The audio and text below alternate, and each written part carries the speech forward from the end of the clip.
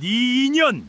누가 이 집 대문을 넘으라 하더냐? 고라니 같은 시아버지의 호통이 쩌렁쩌렁 마당을 갈랐습니다.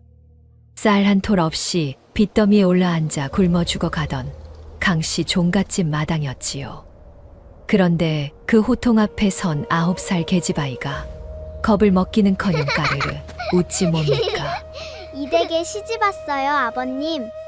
가마도 없이 보찜 하나 달랑맨 아이가 굶어 죽어가던 종갓집에 제 발로 굴러든 것입니다.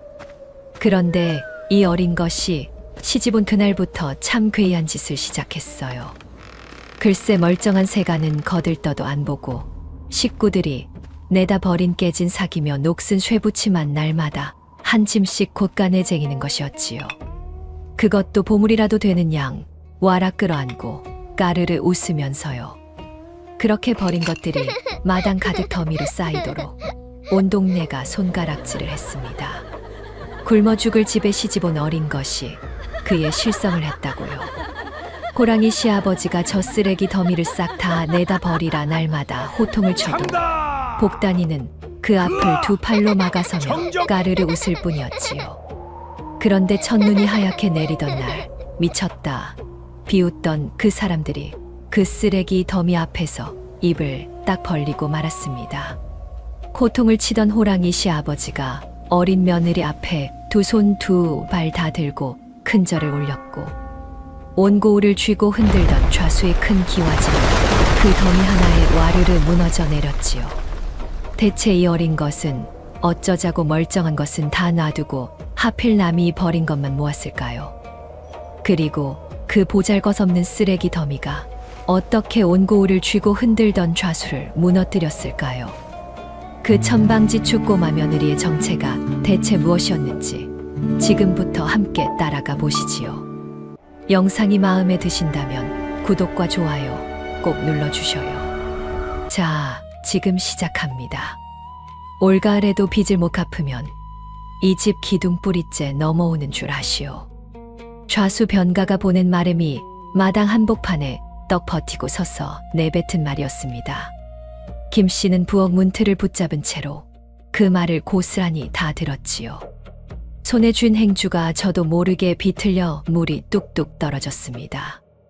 여보게, 가을거지가 끝나는 대로 이자부터 챙겨드릴 테니 며칠만 더 말미를. 마루로 나선 강진사가 애써 위엄을 갖춰 말했지만 마름은 콧방귀를 뀌었어요. 어허, 그 말씀이 벌써 세 해째입니다. 좌수 어른께서 이번엔 빚만 안 통한다 하셨으니 그리 아십시오. 마름이 횡하니 돌아서 나가자 강진사는 한참이나 마당에 우두커니 서 있었습니다. 꼿꼿하던 그 어깨가 마름의 발소리가 멀어질수록 조금씩 처지는 것을 김 씨는 보았지요. 여보, 정령 방도가 없는 겁니까? 김 씨가 조심스레 묻자 강진사는 헛기침만 했어요. 양반이 빚 따위로 아랫것에게 고개를 숙일 수는 없는 노릇이야. 허나 가을이 코앞인데 갚을 길이 없으니 어찌합니까? 되었다. 그 입 다물라. 강진사가 버럭 소리를 지르고 사랑채로 들어가 버리자 김 씨는 또 혼자 마당에 남았습니다. 양반의 자존심으로는 빈솥을 채울 수 없다는 것을 김 씨만 가슴에 담아둘 뿐이었지요. 흉년이 세 해째였습니다. 하늘은 비 한 줄금을 어찌나 아끼던지 논바닥이 거북이 등처럼 쩍쩍 갈라졌어요. 봄에 뿌린 씨앗은 흙 속에서 그대로 말라 죽었고 마을 사람들은 너 나 할 것 없이 변 좌수의 곳간에 머리를 조아렸습니다. 봄에 좁쌀 한 되박을 꾸면 가을에 곱절로 갚아야 했고 그마저 못 갚으면 논 한 떼기가 슬그머니 좌수의 문서로 넘어갔지요. 변 좌수는 그렇게 온 고을의 목줄을 한 손에 쥐고 흔드는 사람이었습니다. 강씨 종갓집이라고 다를 게 없었어요. 3대를 떵떵거리며 살던 집이 강진사대에 이르러 빚더미에 폭삭 올라앉고 말았지요. 흉년의 소작인들이 바칠 것이 없으니 곳간은 비어갔고 비어가는 곳간을 메우려 좌수에게 손을 벌린 것이 끝내 발목을 잡았습니다. 한 번 빌린 빚은 새끼를 치고 또 쳐서 이제는 남은 전담 몇 마지기마저 좌수 입속으로 빨려 들어갈 판이었지요. 김 씨의 하루는 새벽 첫 달기, 울기도 전에 시작되었습니다. 어둑한 부엌에 쪼그려 앉아 후후 불씨를 살리고 살얼음이 낀 독에서 물을 길어다 멀건 죽을 쑤었지요. 쌀은 한 줌, 물은 한 동이. 보글보글 끓는 죽솥을 들여다보고 있으면 저 죽 한 솥으로 7 식구가 하루를 나야 한다는 생각에 가슴이 답답해 왔습니다. 그래도 김 씨는 한숨 소리가 새어나갈까봐 입을 꾹 가물고 주걱만 저었어요. 그런 살림에도 강진사는 헛기침 하나로 온 식소를 얼어붙게 하는 양반이었습니다. 끼니가 죽으로 바뀌어도 사랑방 문은 꼿꼿이 닫혀 있었고 어쩌다 손님이라도 오면 없는 살림에 기어이 술상을 내라 호령했지요. 양반이 굶어도 곁불은 쬐지 않는 법이야. 손님 앞에 빈상을 내놓으란 말이냐. 강진사가 그렇게 호통을 치면 김 씨는 빈 뒤줄을 박박 긁어 술상을 차렸습니다. 그 말 한마디에 김 씨의 손등이 더 트고 갈라졌지요. 아들 강수는 그 와중에도 사랑채에서 글만 읽었어요. 올해 18, 어깨는 다 자란 사내인데 손에는 홈이 한 번 쥐어본 적이 없었습니다. 어머니, 이 구절이 참 좋지요. 군자는 곤궁할수록 더욱 단단해진다 하였습니다. 강수가 책장을 넘기며 말하면 김 씨는 미음 한 그릇을 들이밀며 속으로 한숨을 삼켰어요. 글 공부가 깊으면 무엇 하나요? 과거 한 번 보러 가려 해도 노잣돈이 없는 집이었습니다. 강수의 책장 넘기는 소리만 사락사락 빈 곳간을 채우지 못한 채 밤마다 흘러갔지요. 그 곱고 흰 손을 볼 때마다 김 씨는 가슴이 미어졌습니다. 저 손으로 장차 무얼 한단 말인가. 그런 생각이 들면 얼른 제 입을 틀어 막았어요. 그래도 자식인데 그런 마음을 품은 것이 미안해서요. 집안 꼴이 이러니 며느리를 들이는 일은 엄두도 못 냈지요. 빚더미 종갓집에 귀한 딸을 줄 부모가 어디 있겠어요. 매파도 발기를 끊은 지 오래였습니다. 이복에 우리 강수 짝이 될 만한 참한 교수가 정녕 없겠는가. 김 씨가 지나는 말로 물으면 매파는 손사래부터 쳤지요. 아이고 마님, 그 빚더미에 누가 딸을 들이밀겠어요. 입에 풀칠도 못하는 집에 시집 보낼 부모가 어디 있다고. 말도 마셔요, 말도. 그 말이 또 강진사의 자존심을 긁었어요. 사랑채에서 그 말을 들은 강진사는 혼사에 혼자만 나와도 밥상을 탕 내리쳤지요. 닥치거라. 이 강씨 가문이 어떤 가문인데 아무데나 혼사를 입에 올리느냐. 김 씨는 그 빈 밥상을 말없이 치울 뿐이었습니다. 양반의 자존심으로는 대를 채울 수 없다는 것을 입 밖에 낼 수 없었으니까요. 그날도 그런 저녁이었습니다. 늦가을 찬바람이 마당의 가랑잎을 바스락바스락 쓸고 다니던 저녁, 김 씨가 비어가는 곳간을 들여다보며 또 한숨을 쉬고 있을 때였지요. 삐그덕 대문이 열리는 소리가 났습니다. 보찜 하나 달랑 맨 계집아이 하나가 마당으로 들어서고 있지 뭡니까. 가마도 없고 따라온 어른도 없었어요. 키는 절구통에 다을락말락 한 9살 어린 것인데 버선 코가 다 해진 걸 보니 먼 길을 걸어온 모양이었지요. 너는 네 집 아이냐? 길을 잘못 든 개로구나. 김 씨가 다가서며 물었습니다. 그런데 아이는 대답 대신 마당을 휘둘러보는 것이었어요.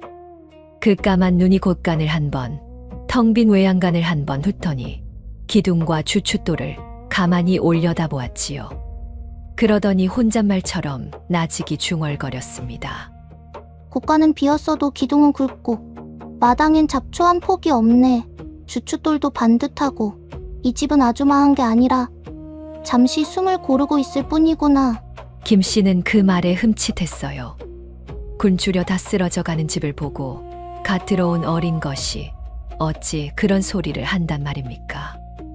내가 그런 걸 다 어찌 아느냐. 집도 사람과 같아요.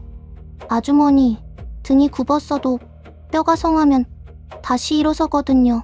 또랑또랑한 그 목소리에 실린 묘한 무게가 어쩐지 김 씨의 마음에 콕 박혔지요. 마치 그 작은 눈이 남들은 못 보는 것을 보고 있기라도 한 것처럼요. 그러더니 아이의 눈길이 마당 구석에 가서 딱 멈췄습니다. 식구들이 내다 버린 모서리가 다 깨진 낡은 괴짝이었어요. 아이의 입가에 슬며시 웃음이 번졌습니다. 여기였구나. 김 씨는 영문을 몰라 눈만 끔벅였어요. 그 작은 입에서 나온 말이 무슨 뜻인지 그때는 짐작조차 못했습니다. 아이의 눈길이 괴짝에서 떠나 이번엔 대문 너머 변 좌수의 큰 기와집 쪽을 한번 흘끔 보았지요.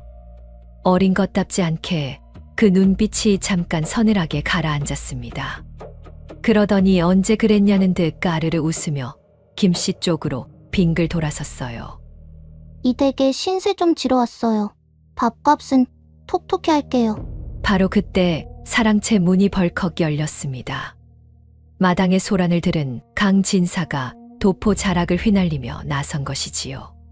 흰 수염이 바람에 곤두서고 두 눈에선 불똥이 튀는 듯 했습니다. 내 인연, 누가 이 집 대문을 넘으라 하더냐. 쩌렁쩌렁한 호통에 마당의 가랑잎까지 멈칫하는 듯 했어요.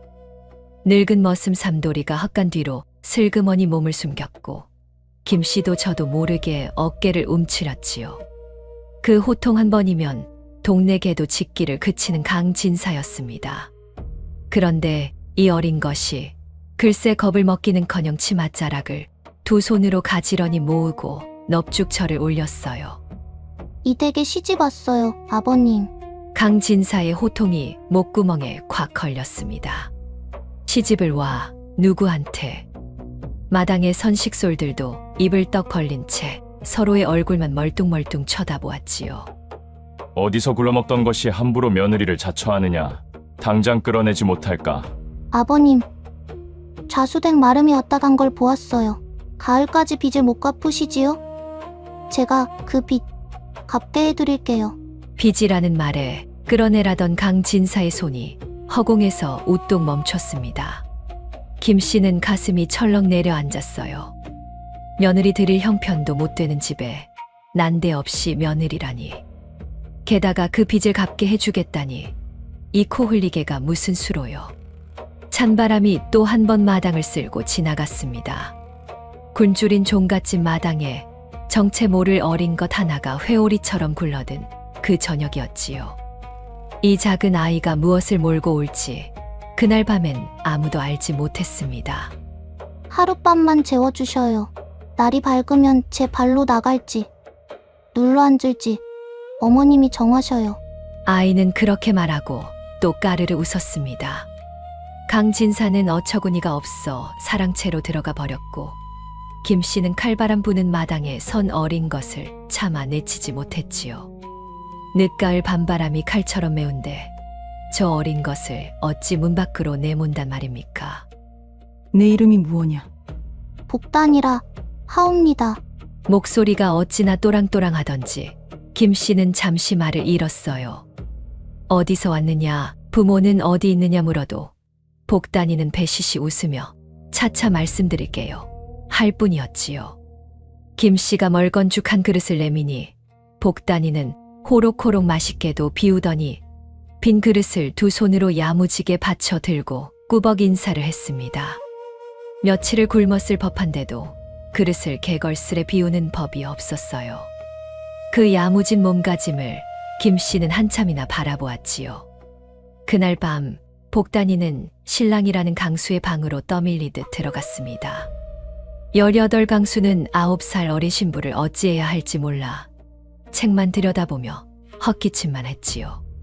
서방님은 책을 보셔요. 저는 곡간을 볼 테니. 강수가 눈이 휘둥그레져 책장을 떨어뜨렸어요. 곳간이라니 그 텅 빈 곳간을 본다는 게 무슨 소리인가 싶었지요. 너는 어느 대 교수이기에 어린 나이에 이런 망한 집을 골라 들어왔느냐. 복단이는 무릎을 끌어안은 채 잠깐 창밖을 보더니 나직이 대꾸했습니다. 망한 집이라 들어왔지요. 멀쩡한 집은 저 같은 것 받아 주지도 않으니까요. 그리고 망한 집에는 멀쩡한 집에 없는 게 있거든요. 없는 게 있다니 그게 무엇냐.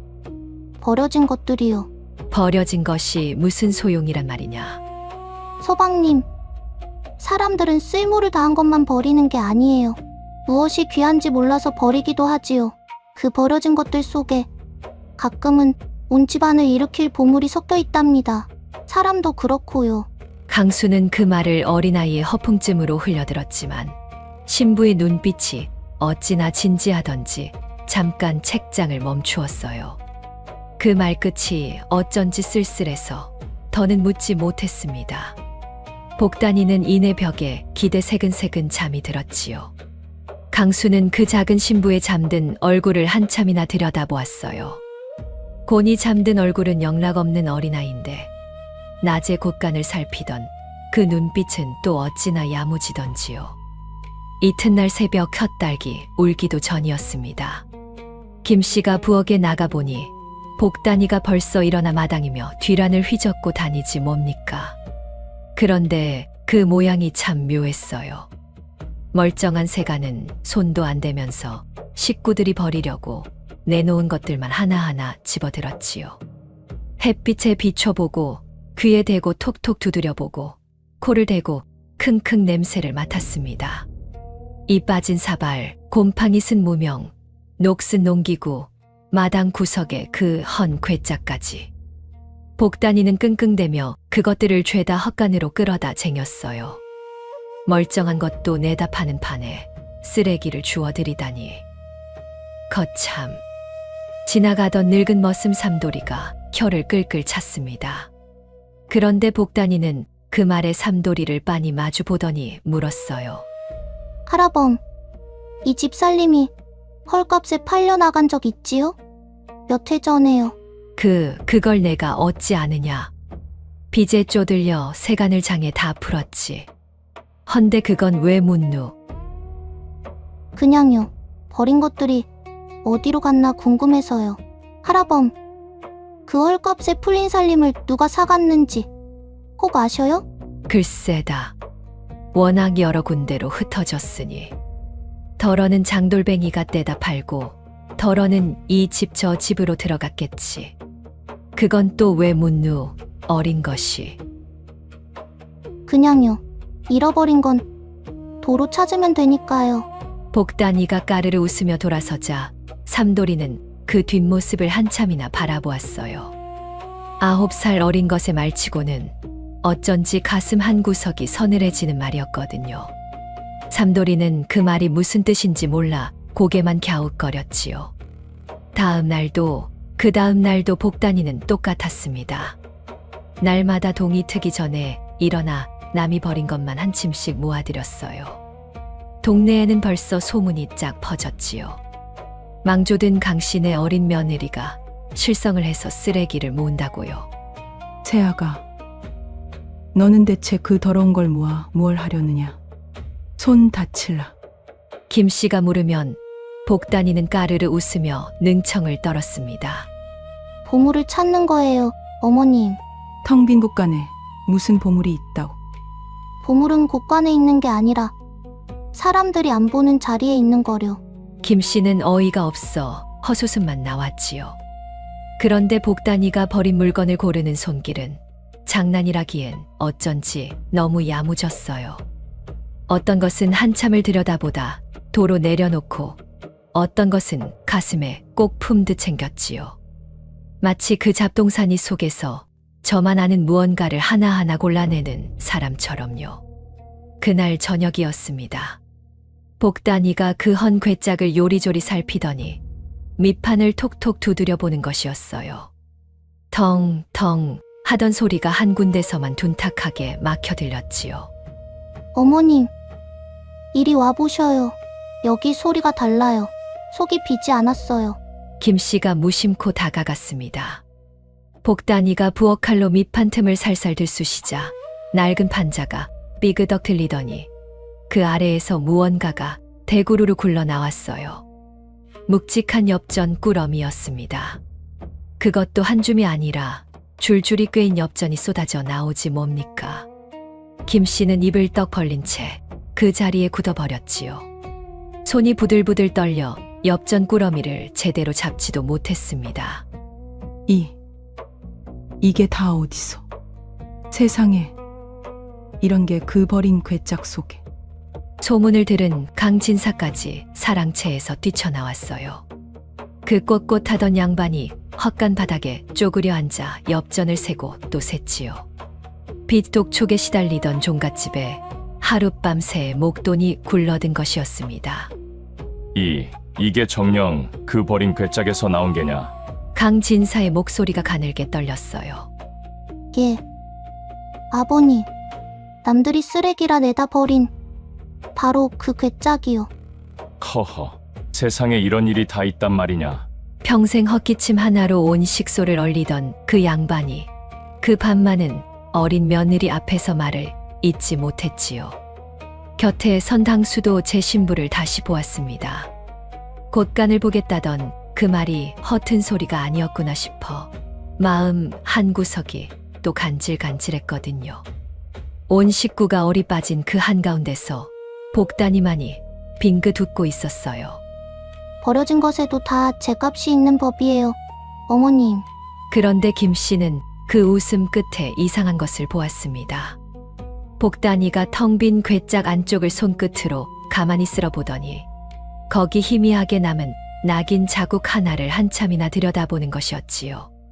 그 작은 눈이 잠깐 붉어졌다가 이내 아무 일 없었다는 듯 웃었어요. 김 씨는 그제야 이 어린 며느리를 다시 보게 되었지요. 그런데 여러분, 이 괴짝은 시작에 불과했습니다. 복단이가 날마다 모아들이던 그 버린 물건들이 훗날 온 고을을 발칵 뒤집어 놓을 줄은 그때는 아무도 몰랐거든요. 그 어린 것이 그 잡동사니 속에서 정말로 찾고 있던 것이 무엇인지 더 궁금해지지 않으셔요. 다음 이야기가 더 놀라우니 구독과 좋아요 꼭 눌러주시고 끝까지 함께 해주셔요. 이 돈으로 우선 급한 빚부터 막으셔요. 나머지는 제게 맡기시고요. 복단이가 엽전 꾸러미를 김씨 앞으로 쓱 밀어 놓았습니다. 엽전을 한 줄 한 줄 풀어 마룻바닥에 늘어놓더니 어디에 얼마를 쓸지 또박또박 짚어나갔지요. 이만큼은 급한 빚을 막고 이만큼은 봄에 뿌릴 종자와 소금을 사두어요. 소금은 흉년의 값이 오르니까요. 그리고 나머지는 손대지 말고 묻어두셔요. 그 작은 손가락이 엽전 위를 콩콩 짚어가는데 셈이 어찌나 빈틈없던지 강진사조차 헛기침을 삼키고 가만히 듣고만 있었습니다. 그날 강진사는 그 돈으로 코앞에 닥친 빚독촉을 한 차례 막아냈어요. 좌수가 보낸 마름이 빈손으로 돌아가며 입맛을 쩝쩝 다시는 걸 보고서야 온 식구가 비로소 숨을 돌렸지요.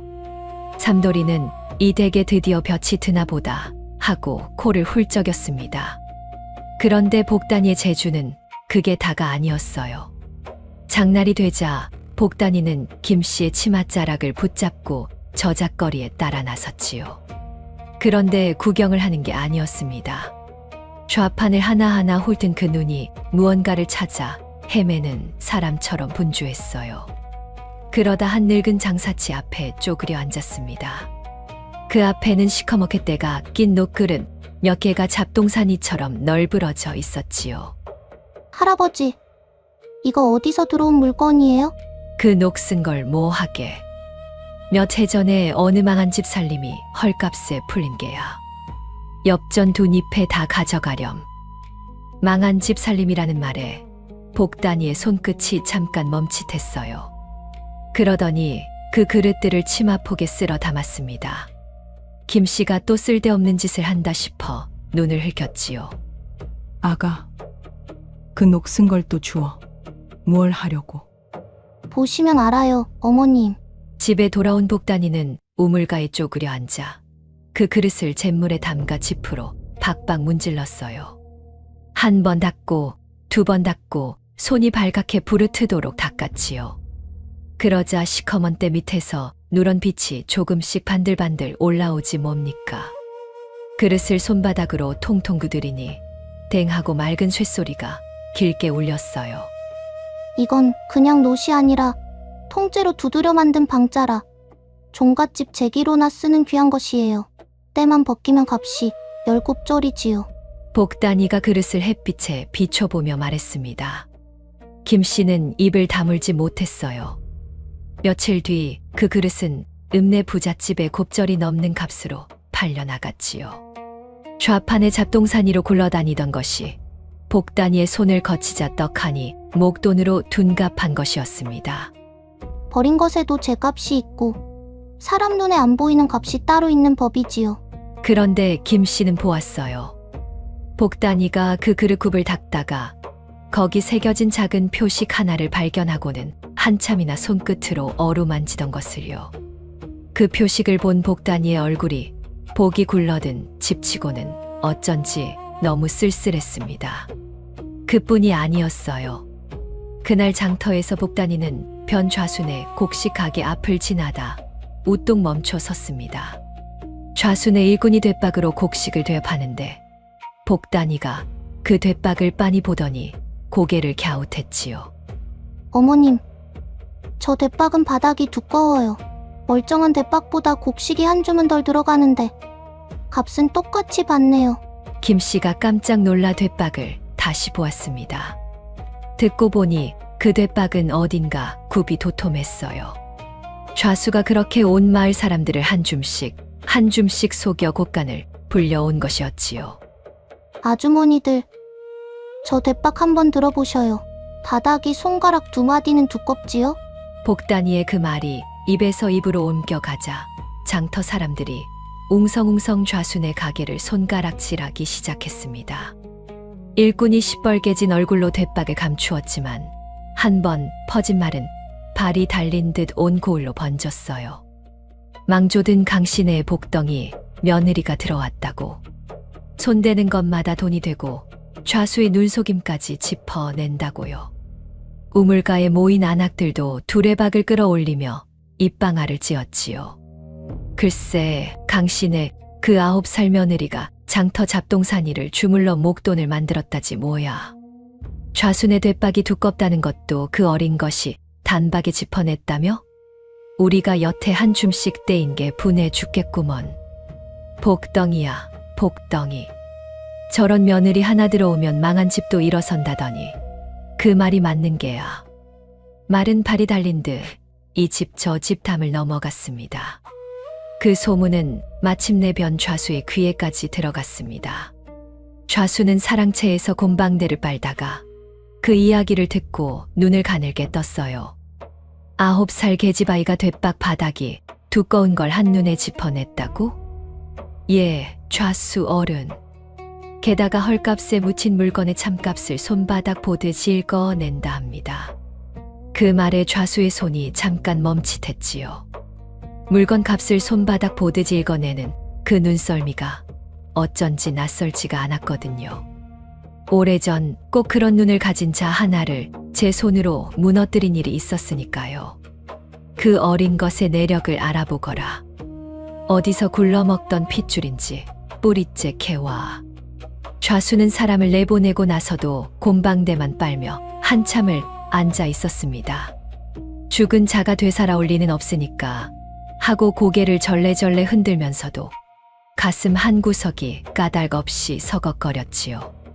한편 그 밤 김 씨는 며느리 방 앞을 지나다 문틈으로 새어나오는 등잔불에 무심코 눈길이 갔습니다. 복단이가 무언가를 손바닥에 올려놓고 가만히 들여다보고 있었지요. 반으로 쪼개진 작은 패 같은 것이었어요. 그 곁에는 낮에 사온 방자 그릇과 괴짝에서 떼어낸 낙인 조각이 가지런히 놓여 있었습니다. 복단이는 그것들을 하나하나 어루만지며 입술을 달싹여 무어라 중얼거렸어요. 아버지, 이제 3시예요. 괴짝하고 그릇하고 또 하나 조금만 더 모으면 돼요. 조금만요. 복단이의 입에서 새어나온 그 한마디를 김 씨는 똑똑히 들었습니다. 셋이라니 무엇이 셋이란 말인가.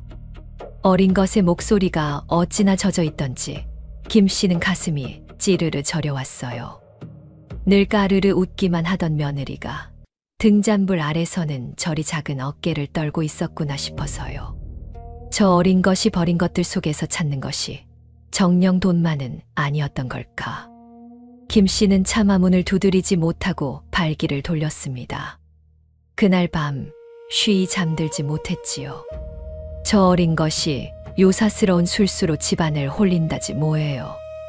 우물가에 모인 안악들이 두레박을 끌어올리며 쑥덕거렸습니다. 멀쩡한 돛박을 모함해 좌수님 장사를 망쳤다잖아. 어린 것이 보통 내기가 아니야. 쓰레기를 주워다 돈을 만든다니 사람이 할 짓이 아니지. 필시 무슨 도깨비 수작을 부리는 게야. 복덩이라던 소문이 어느새 흉흉하게 뒤집혀 있었지요. 김 씨는 그 말들이 변 좌수의 사람 입에서 슬그머니 흘러나온 것임을 한참 뒤에야 짐작했습니다. 소문은 곧 강 진사의 귀에도 닿았어요. 양반 체면에 흠집이 났다 싶으니 노여움은 애먼 며느리에게로 쏟아졌지요. 계집이 나댄다 소문이 나니 집안 망신이 아니냐. 오늘부터 바깥 출입은 일절 말고 부엌 일에 물깃기나 하거라. 강 진사가 곰방대로 마룻바닥을 탁 내리쳤어요. 복단이는 토 한마디 달지 않고 고개를 조아렸지요. 예. 아버니, 물은 기를 줄 아옵니다. 그날부터 복단이의 하루는 새벽별을 보며 시작되었습니다. 첫 딸기 울기 전에 일어나 우물로 가고 살얼음이 둥둥 뜬 물을 기러동이에 채웠어요. 그 작은 키로 물동이를 이면 물이 출렁출렁 넘쳐 저고리를 적셨지요. 부엌에 부려놓고 다시 우물로, 또 부려놓고 다시 우물로. 한 번, 두 번, 10번을 오갔습니다. 아침에는 7 식구 밥을 짓고, 낮에는 절구를 찢고 빨래를 삶고, 저녁에는 등잔 기름까지 아껴가며 바느질을 했지요. 손등이 터서 피가 배어나와도 복단이는 아프단 소리 한 번을 안 했습니다. 절구에 보리를 찌을 때면 쿵덕쿵덕 소리에 맞춰 콧노래까지 흥얼거렸어요. 겨울이 깊어 두레박 줄이 손바닥에 쩍쩍 들러붙는 날에도 복단이에게 그런 날은 늘 다르지 않은 하루였지요. 맞선다고 달라질 일이 아니라는 것을 어린 나이에 벌써 몸으로 배운 아이처럼요. 김 씨는 그 모습을 부엌 문틈으로 훔쳐보다 가슴이 미어져 돌아서곤 했습니다. 며느리가 종아리를 걷고 마당에 꿇어앉은 날에는 차마 끝까지 보지 못하고 치맛자락으로 눈가를 찍었지요. 그러면서도 시아버지 앞이라 한마디 변호도 못하는 제 처지가 그렇게 미울 수가 없었습니다. 강수도 책장 너머로 그런 아내를 자꾸 훔쳐보았어요. 어느 밤엔가는 슬그머니 부엌에 나와 며느리가 길어다 놓은 물동이를 제 손으로 마저 채워놓기도 했지요. 누가 볼세라 도둑처럼 해놓고는 시치미를 뚝 떼고 사랑채로 돌아갔습니다. 그래도 복단이는 웃음을 잃지 않았어요. 마른 텃밭 한 귀퉁이를 호미로 일구더니 걸음을 남달리 묻어 흉년에도 푸성귀를 파릇파릇 걷어냈지요. 그 푸성귀를 굶주린 이웃 노인에게 슬쩍 나눠주자 등을 돌렸던 동네 인심이 한 사람 두 사람 조금씩 돌아서기 시작했습니다. 그 무렵 좌수가 인심을 산답시고 마을에 구휼곡을 풀었어요. 사람들이 그 곡식을 받으러 줄을 섰는데 복단이가 그 자루에 코를 가까이 대더니 고개를 절레절레 흔들었지요. 어머님, 이 곡식에서 쉰내가 나요. 묵어서 상한 걸 아래에 깔고 위에만 멀쩡한 걸 덮었어요. 이걸 먹으면 배탈이 나요. 처음엔 아무도 그 말을 믿지 않았습니다. 그런데 그 곡식을 받아다 먹인 집에 가축이 시름시름 알아눕자 사람들이 그제야 흠칫했어요. 좌수가 멀쩡한 척 인심을 베풀며 뒤로는 상한 곡식으로 또 한 몫을 챙긴 것이었지요. 복단이의 코 하나가 그 눈속임을 짚어 내자 동네 사람들이 수군수군 좌수를 다시 보기 시작했습니다. 굶주리던 이웃 노인이 복단이의 손을 잡고 눈물을 글썽였어요. 새아가 내 덕에 우리 식구가 탈을 면했다. 그 곡식을 먹였으면 큰일 날 뻔했어. 별 말씀을요. 할아버지, 음식은 코가 먼저 일러주거든요. 시큼한 냄새가 나거든 아까워도 버리셔야 해요. 복단이가 까르르 웃으며 노인의 등을 도닥였지요.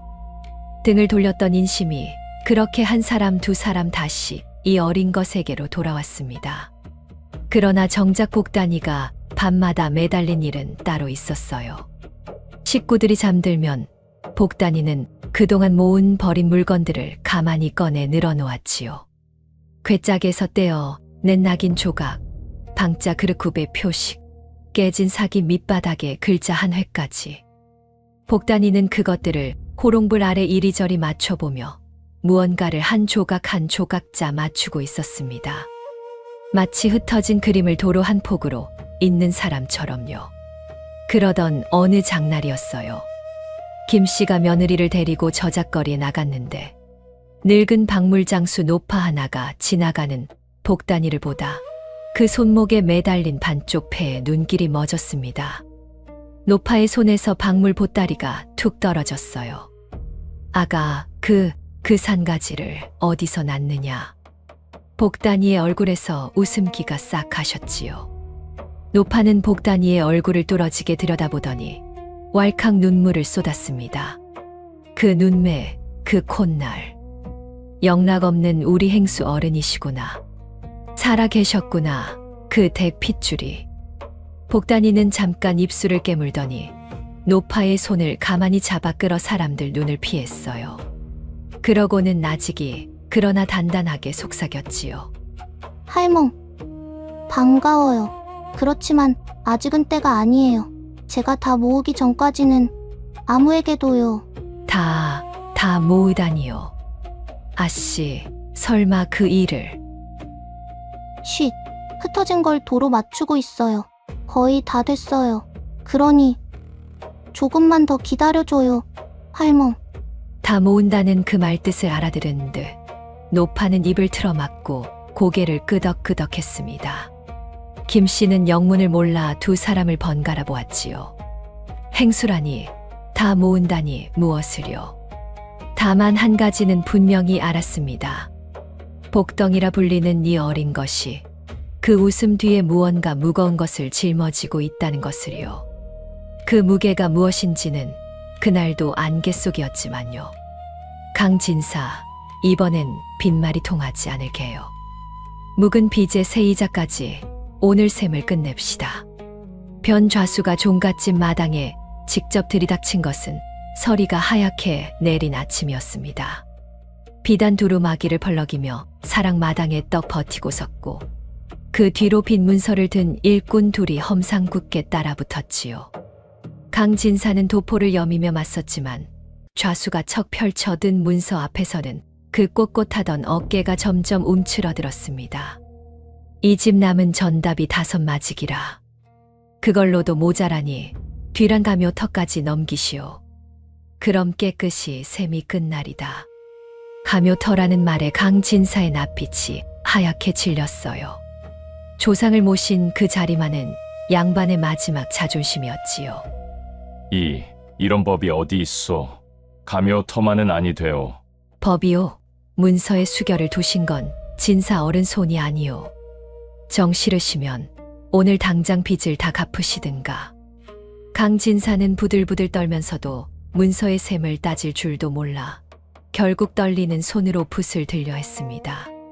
조상별 낯이 없다며 두 눈에 눈물이 그렁그렁한데도 좌수의 위세에 눌려 어쩌지를 못했지요.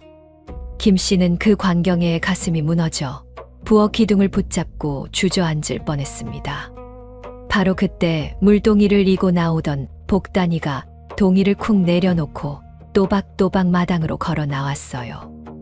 아버님, 잠깐만요. 어르신, 그 문서 좀 보여주셔요. 수결을 두기 전에 셈이 맞나 한번 보게요. 좌수가 코웃음을 쳤습니다. 9살 계집아이가 무슨 셈을 보겠다는 건가 싶었지요. 그런데 복단이는 문서를 받아들더니 손가락으로 숫자를 짚어가며 거침없이 읽어 내려갔습니다. 여기 이자가 곱쳐졌네요.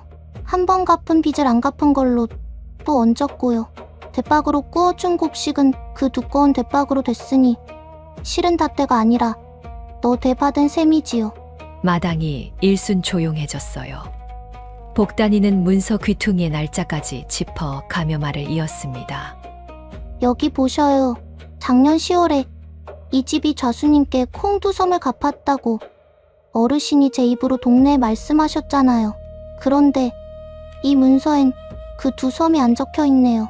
갚은 걸 안 갚았다 하시면 그건 셈이 아니라 도둑질이지요. 어르신 셈대로면 이 집이 갚을 빚은 적어주신 것의 절반도 안 돼요. 마당이 쩌렁 울렸지요. 9살 어린 것이 좌수의 면전에서 도둑질이라는 말을 내뱉으니 둘러섰던 사람들이 숨을 들이켰습니다. 그런데 누구 하나 그 말이 틀렸다 하지 못했어요. 듣고 보니 죄다 맞는 말이었거든요. 좌수가 우리 집 문서도 저리 농간했을지 누가 아나. 우리도 다시 따져봐야겠구먼. 동네 사람들이 웅성거리기 시작했지요. 내 인연 어디서 굴러온 것이 감히. 좌수가 손을 부르르 떨며 한 발 다가섰습니다. 그러다 복단이의 얼굴을 정면으로 마주한 순간 발이 우뚝 멈췄어요. 그 또렷한 눈매를 들여다보는데 등줄기로 서늘한 것이 쭉 흘러내렸지요. 저 아이 어디서 본 상이로다. 좌수는 그 말을 흘리듯 중얼거리고는 차마 더 어쩌지 못하고 일꾼들을 데리고 물러갔습니다. 마당을 나서면서도 자꾸만 뒤를 돌아보았지요. 물건 값을 손바닥 보듯 읽어내는 그 눈, 샘을 칼처럼 바르는 그 야무진 인매. 무언가 잊고 있던 얼굴 하나가 가슴 밑바닥에서 스멀스멀 떠오르는 듯 했거든요. 위기를 넘긴 그날 저녁 밥상머리에서 강진사가 헛기침 끝에 한마디를 슬쩍 보탰습니다. 셈은 제법이더구나. 복단이가 그 말에 까르르 웃으며 밥 한 술을 크게 떴어요. 그 모습을 보던 당수가 그날 처음으로 책을 덮고 자리에서 일어섰습니다. 아버님, 제가 좌수의 빚 내력을 알아보겠습니다. 저자의 그자에게 똑같이 당한 집이 한둘이 아니라 하니 까닭이 있을 겁니다. 글만 읽던 아들이 처음으로 바깥일에 나서겠다 하니 김 씨는 눈시울이 뜨거워졌지요. 강수는 이튿날부터 도포 자락을 걷어붙이고 저작거리를 돌았습니다. 주막에 앉아 늙은 장사치들의 이야기를 듣고 좌수에게 전답을 빼앗긴 집들을 하나하나 찾아다녔어요. 그러자 놀라운 이야기들이 줄줄이 흘러나왔지요. 좌수가 빈 문서를 농간에 집을 삼킨 게 한둘이 아니요. 그 수법이 늘 똑같더라는 것이었습니다. 강수는 그 이야기들을 종이에 빼곡히 적어 모았어요. 책장만 넘기던 그 흰 손에 처음으로 먹물이 거뭇거뭇 배어들었지요. 소문을 들은 동네 사람들이 하나둘 종갓집 마당으로 모여들기 시작했습니다. 저마다 좌수에게 받은 빈 문서를 옆구리에 끼고서요. 세아씨, 우리 집 문서도 좀 봐주시구려. 우리도 좌수한테 농간을 당한 게 아닌가 싶어서. 맞소. 그 두꺼운 대박으로 구워줬으니 우리 빚도 부풀려졌을 거 아니오. 복단이는 마다하지 않았어요. 마루에 사람들을 앉히고 문서를 한 장 한 장 펼쳐 손가락으로 짚어갔지요. 아저씨네는 재작년 이자를 2번 얹었네요. 이건 더 갚으실 것 없어요. 아주머니네는 갚으신 콩석섬이 문서에서 빠졌고요. 이걸 들고 관아에 가시면 거꾸로 좌수가 물어내야 해요. 마당에 둘러앉은 사람들이 저마다 무릎을 쳤습니다. 10수년 좌수에게 한 줌씩 떼이고도 입도 뻥끗 못하던 사람들이 어린 며느리의 손끝에서 비로소 제 억울함을 알게 된 것이지요. 그 일이 있은 뒤로 종갓집 마당엔 사람의 발길이 끊이지 않았습니다. 그러나 그 발길이 잦을수록 좌수의 두 눈에선 시퍼런 불이 일었지요. 그러나 그 온기 너머에서 좌수의 의심이 점점 짙은 그림자를 들이우고 있다는 것을 그때 식구들은 알지 못했습니다. 좌수는 그날 이후 종갓집 둘레에 사람을 풀어 복단이의 걸음 하나하나를 몰래 엿보기 시작했거든요. 복단이의 정체를 김 씨는 누가 일러주기 전에 스스로 깨닫기 시작했습니다. 그동안 본 것들이 밤마다 머릿속에서 하나로 꿰어졌거든요. 처음 마당에 들어서며 여기였구나 하던 말, 좌수의 기와집을 응시하던 서늘한 눈, 멀쩡한 건 놔두고 버린 것만 골라 모으던 손길, 등잔불 아래 아버지, 이제 셋이에요? 하던 젖은 목소리. 거기다 장터에서 노파가 행수 어른 핏줄이라며 눈물 흘리던 일까지. 김 씨는 며칠을 끙끙 앓다 마침내 그 늙은 박물장수 노파를 뒷문으로 조용히 불러들였습니다. 할머, 바른 대로 말해줘. 우리 며느리가 대체 네 집 자식인가? 자네가 행수라 부른 어른은 또 누구고? 노파는 한참이나 치맛자락만 만지작거리다 김 씨가 벌써 절반은 짐작하고 있음을 알고는 떨리는 목소리로 입을 열었어요. 행수 어른은 한때 삼남을 주름잡던 거상 임행수 어른이세요. 김 씨는 숨을 들이켰습니다. 거상의 딸이라니 그 어린 것이. 등짐 하나로 시작하셨으나 그 눈썰미가 어찌나 비상하던지요. 헐값에 묻힌 물건의 참값을 한눈에 읽고 사람의 됨됨이를 얼굴만 보고도 가려내셨지요. 우리 아씨가 5살 적부터 행수 어른은 무릎에 앉혀놓고 그 안목을 가르치셨답니다. 이 비단은 어느 고을 것이냐, 이 사람은 미드상이냐 묻고 또 물으셨지요. 김 씨는 그제야 알았어요. 복단이가 손대는 곳마다 복이 굴러든 것이 유행이 아니라 그 아비 무릎에서 배운 안목이었구나. 버려진 괴짝에서 엽전을 찾고 잡동사니 녹그릇이 방자인 줄 알아본 것이 다 거기서 나온 것이었습니다. 그런 어른을 변 좌수가 무너뜨렸습니다. 노파의 목소리가 뚝 끊겼어요. 임행수의 재물을 탐낸 좌수가 역적과 내통한 도적이라는 누명을 씌워 옥에 가두고 가산을 통째로 집어삼켰다지요. 임행수는 끝내 차디찬 옥바닥에서 숨을 거두었고요. 죄 없이 누명만 뒤집어 쓴 채로요. 헌데 할머, 한 가지가 풀리지를 않네. 가산을 좌수가 다 가져갔다면서 어찌 우리 며느리는 남이 버린 쓰레기만 그리 주워 모은단 말인가? 거기에 무슨 까닭이 있는 게지? 김 씨가 묻자 노파의 눈이 휘둥그레졌습니다. 거기까지 보았느냐는 얼굴이었지요. 노파는 목소리를 한층 낮추었어요.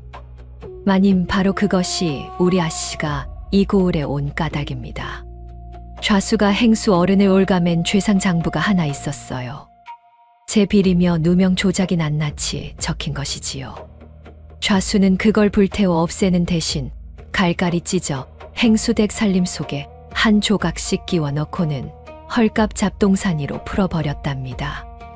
누가 그 쓰레기 속에서 그걸 찾아내겠나 싶었던 게지요. 김 씨의 손이 부들부들 떨렸습니다. 그럼 우리 며느리가 모으는 그 버린 물건들이 예, 마님. 흩어진 행수댁 물건이에요. 우리 아씨는 그 안목으로 제 친정 물건을 하나하나 알아보고 그 속에 숨은 장부 조각을 도로 맞추고 있는 겁니다. 좌수에게 빚져 그 물건들이 흘러든 길목이 바로 이 고을이고 이 댁이라 일부러 여기 시집온 것이지요. 게다가 옛날 강진사 어른 선친께서 도적대에 쫓겨 죽을 고비에 몰린 행수 어른을 숨겨 살려주신 은인이세요. 아씨겐 이 집이 남이 아니랍니다.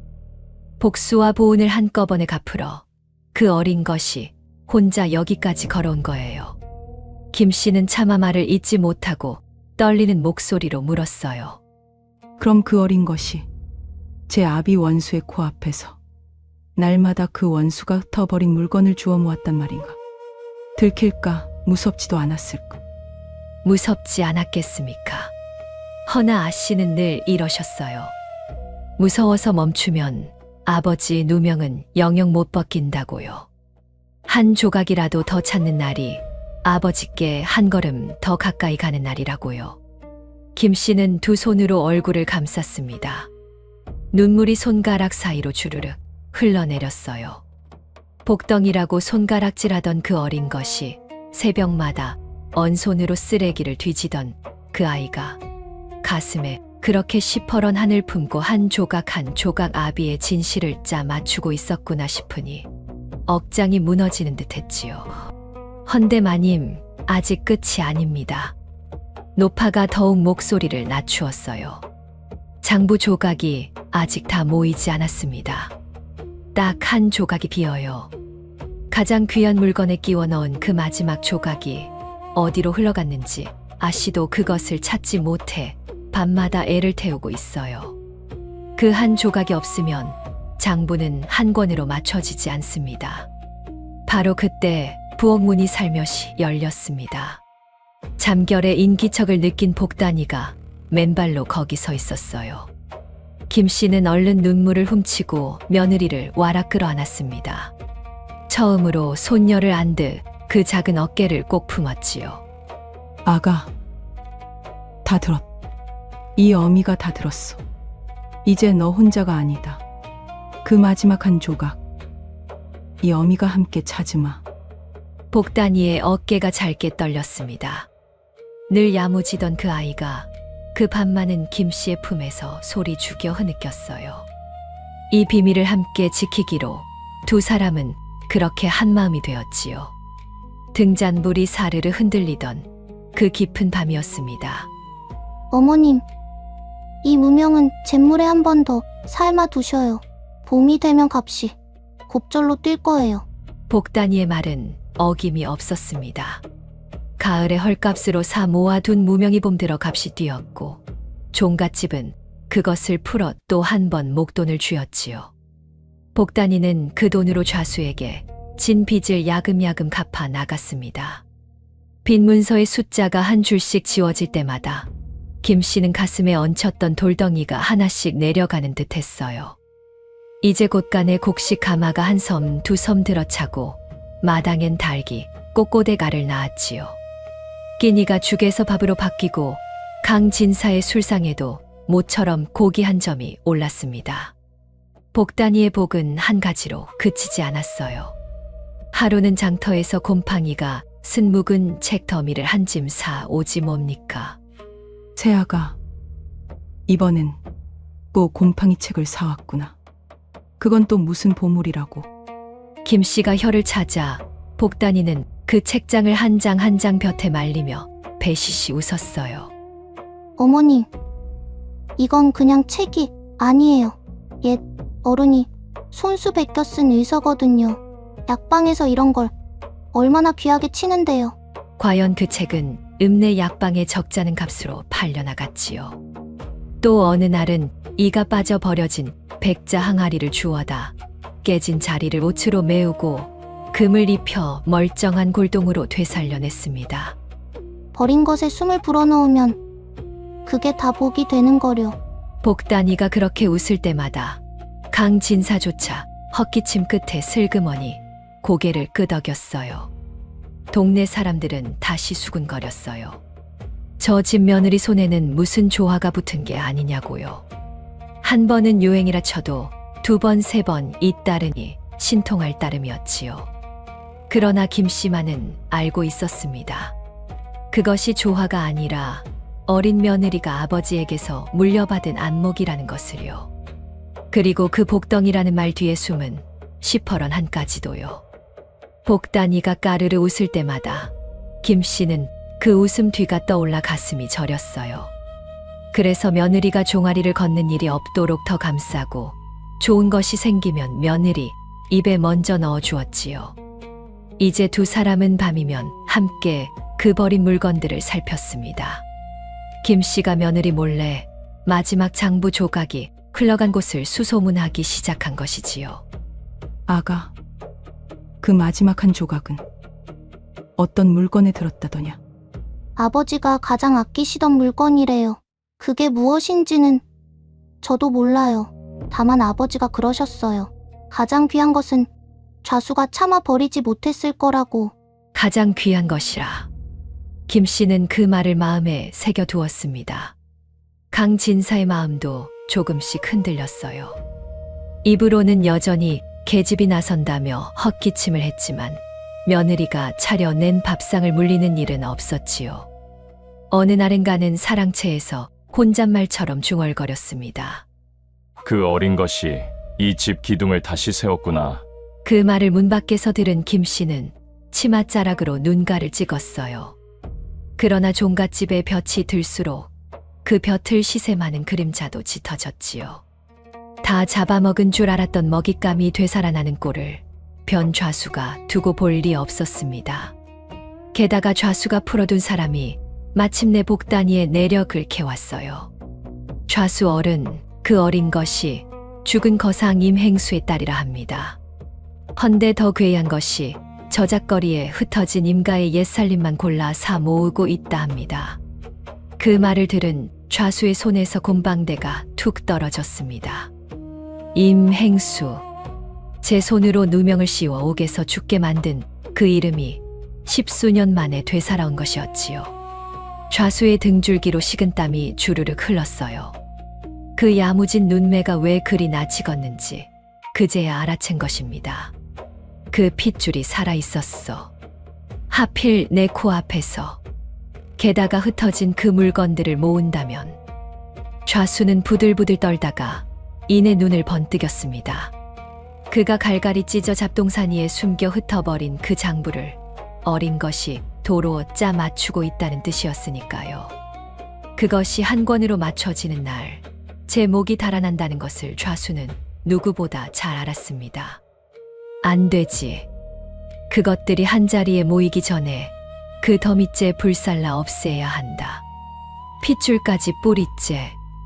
좌수는 그 화근을 통째로 뿌리 뽑기로 마음먹었지요. 폭풍 전의 마당은 어쩐지 고요했고 그 고요가 김씨는 더 무서웠습니다. 좌수의 손길은 빠르고 모질었습니다.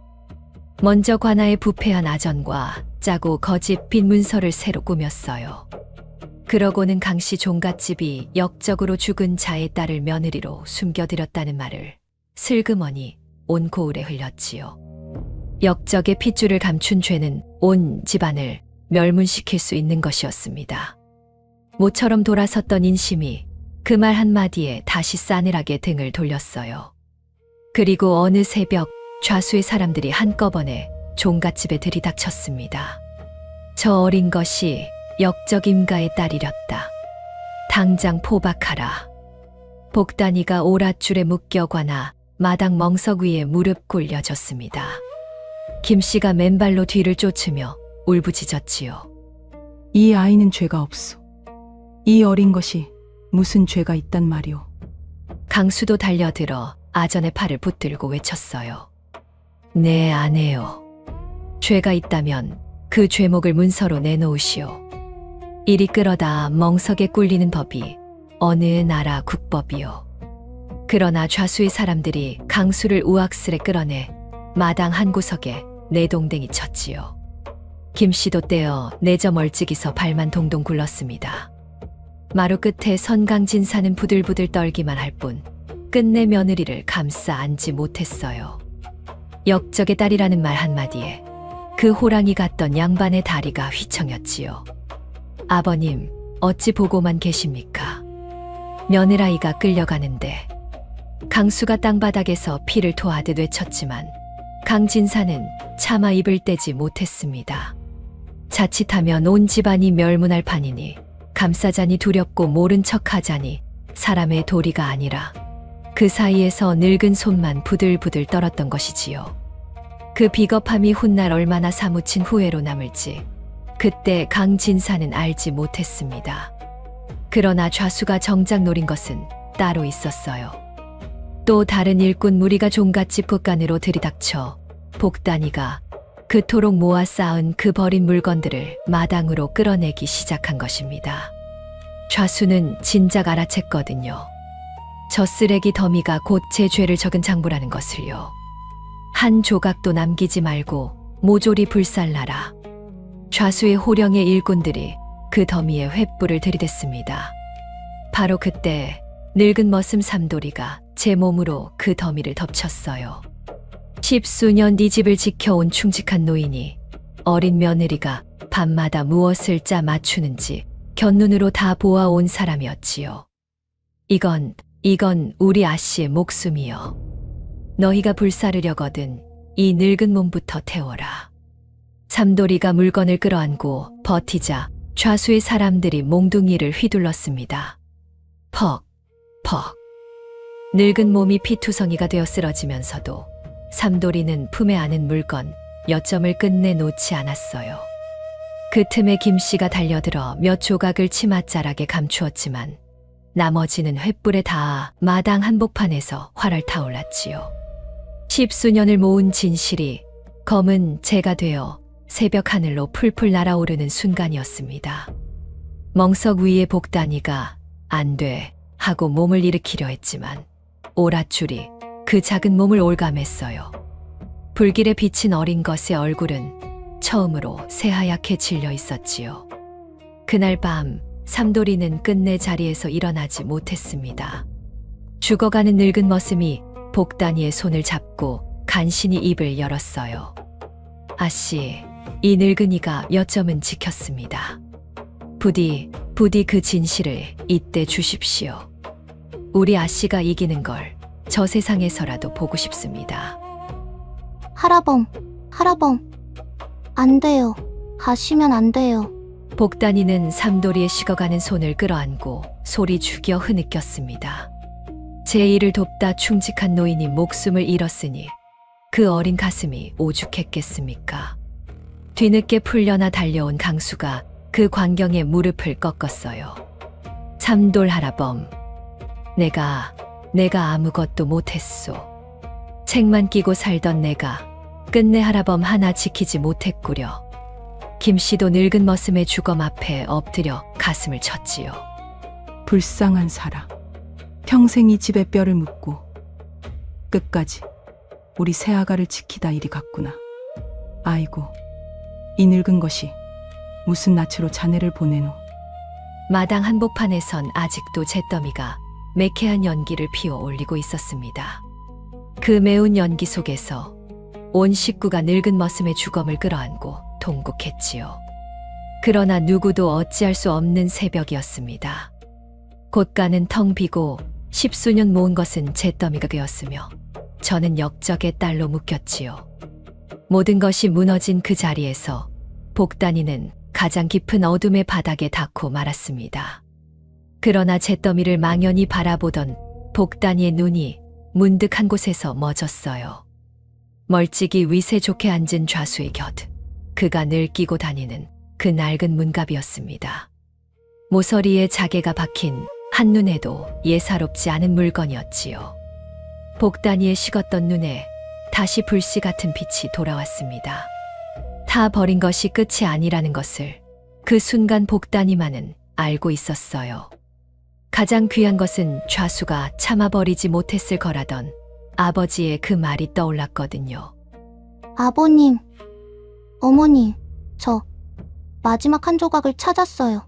멍석에 묶인 복단이가 그렇게 속삭이자 김씨는 영문을 몰라 며느리를 보았습니다. 바로 그 순간 좌수가 복단이의 죄를 묻는 신문이 막 시작되려던 그때였지요. 어사또 납시오. 암행어사 출도요. 관아 밖에서 우레 같은 외침이 터졌습니다. 굳게 닫혔던 문이 쾅 열리고 역졸들이 마패를 높이 든 채 물밀듯 쏟아져 들어왔지요.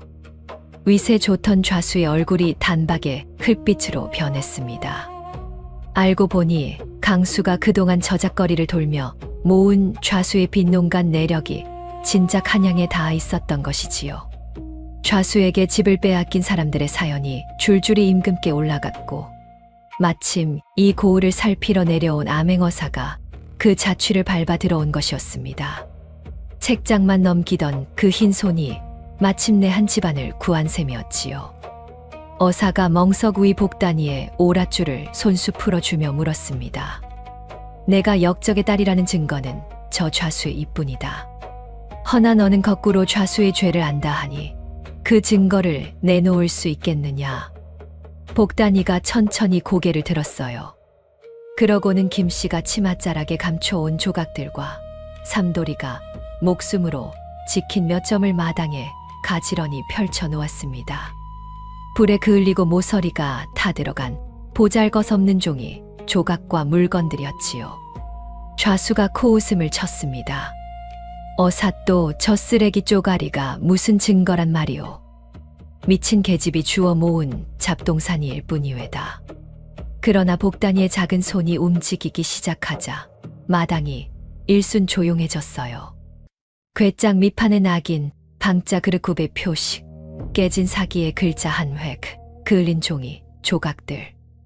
복단이는 그것들을 한 조각 한 조각 잇대어 갔습니다.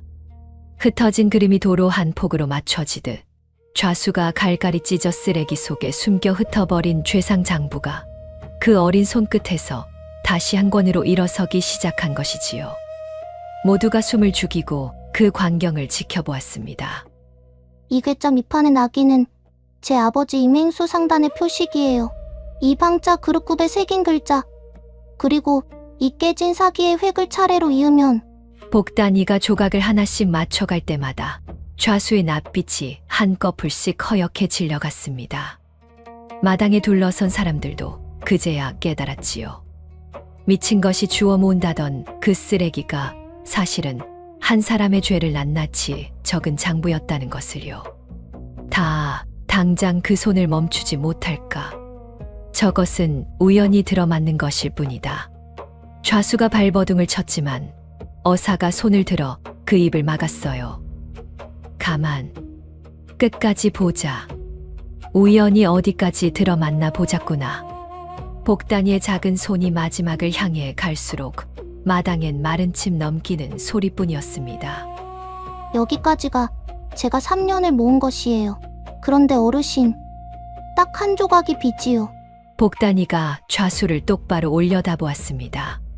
그 마지막 조각은 어르신이 10수년째 사랑방에서 끼고 쓰시는 그 문갑 속에 있어요. 자개가 박힌, 지금 어르신 곁에 두신 그 문갑이요.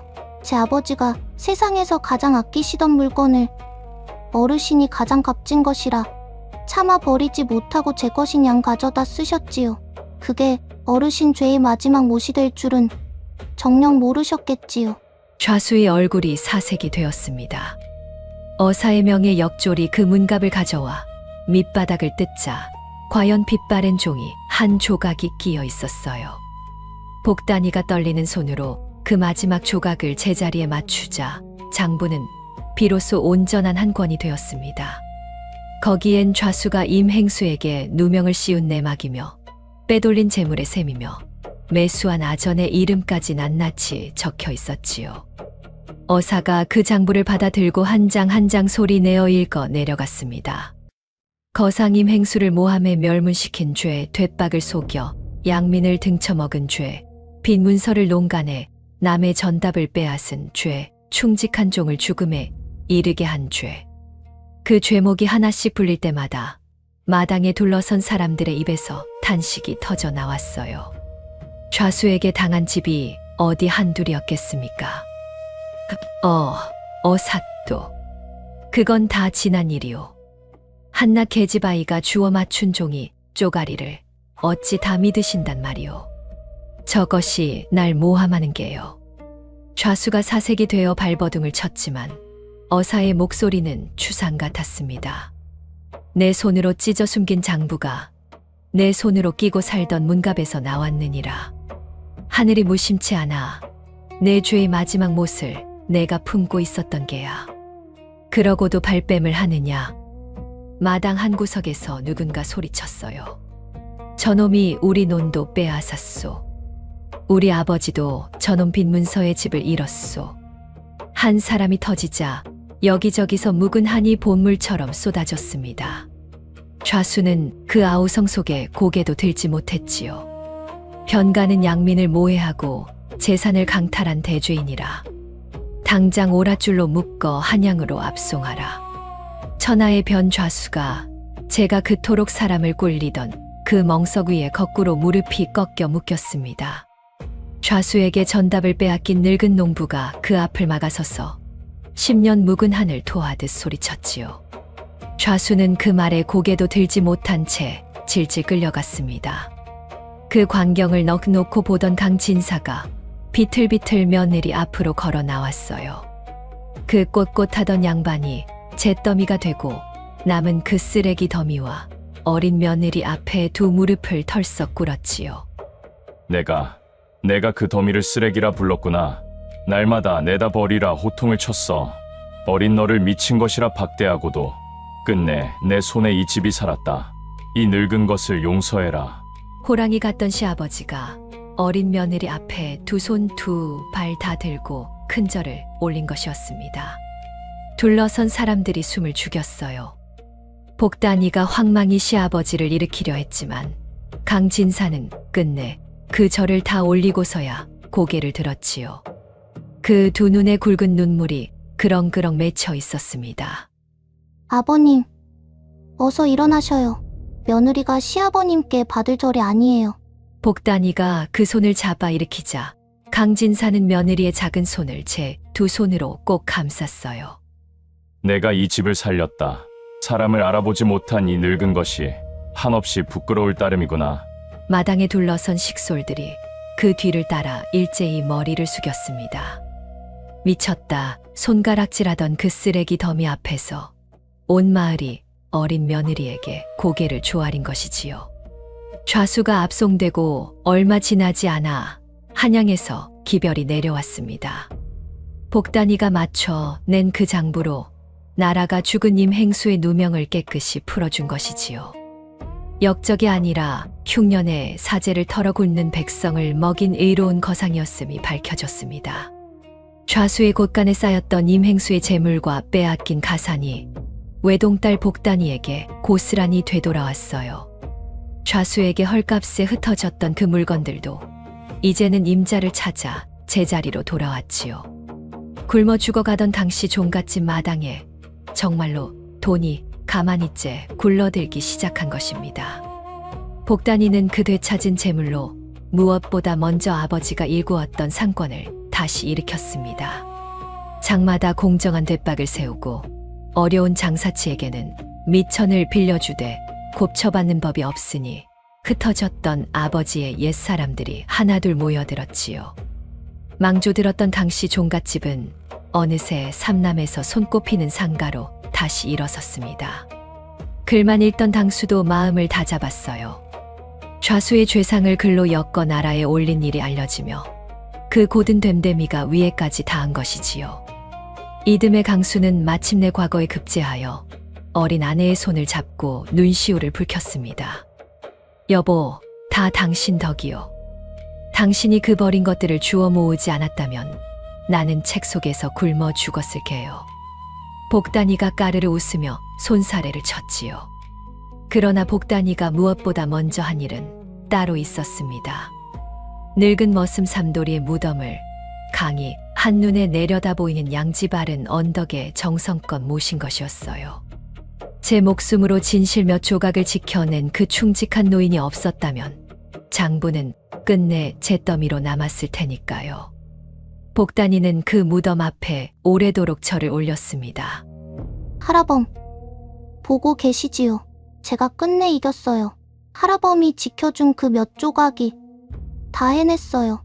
나라에서는 복단이의 갸륵한 효심과 지혜를 기려 상을 내렸습니다. 죽은 아비의 누명을 어린 나이에 홀로 벗겨낸 그 효성이 임금의 귀에까지 닿은 것이지요. 마을 어귀에 정려가 세워지던 날, 종갓집 마당엔 큰 잔치가 벌어졌지요. 가마솥에 국을 끓이고 떡을 쳐서 온 동네에 돌렸습니다.